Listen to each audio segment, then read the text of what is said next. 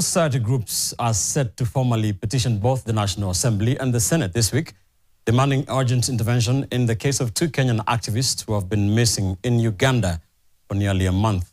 Bob Njagi Nicholas Oyoo disappeared in Kampala on October 1st after attending a rally in support of Ugandan opposition leader Bobi Wine.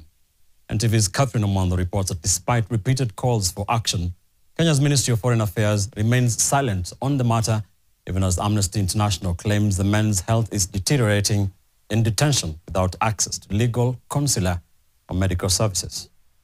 Free Bob, free Nick. Free Bob, free Nick. It has been 27 days since Bob Njagi and Nicholas Oyoo were last seen. Those who claim to have seen them last say that on the 1st of October, the two human rights activists were at a petrol station in Kampala when masked men in plain clothes forcibly bundled them into a vehicle and sped off.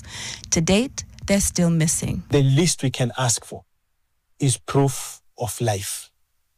We are under no illusion, about who is holding them.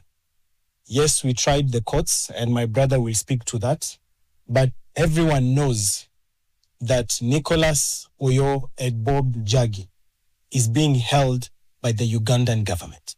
The judge in the ruling held that the police and the Ugandan military have proven before this court and have sworn affidavits to indicate that they do not have them in their custody, despite having conducted several searches within all police stations and military camps in Uganda. Now, you do not need to be a rocket scientist to read out and see that finding is a pure error in law. It is one that was given either under coercion or under the rule and control of those in power. Civil society groups claim informal sources indicate that the men's health has begun to decline, likely due to torture and inhumane treatment. Uganda's security agencies have claimed not to be having the duo in their possession.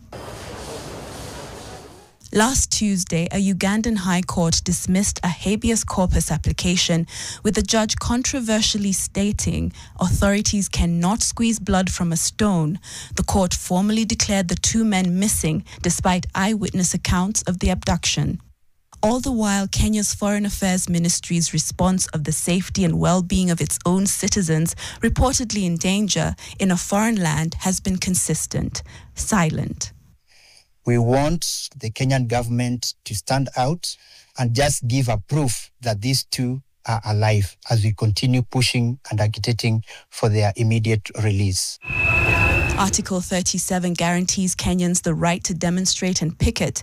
The group says if diplomatic channels continue to fail, they will take to the streets. Amnesty International Kenya says that over the last 3 days, 300 Kenyans have directly emailed Uganda's President Yoweri Museveni demanding answers.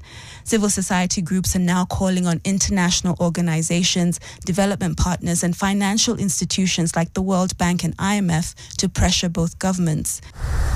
The Law Society of Kenya says it is also considering filing a petition at the East African Court of Justice, seeking regional intervention in what they describe as violations that could amount to crimes against humanity. Catherine Omando, NTV.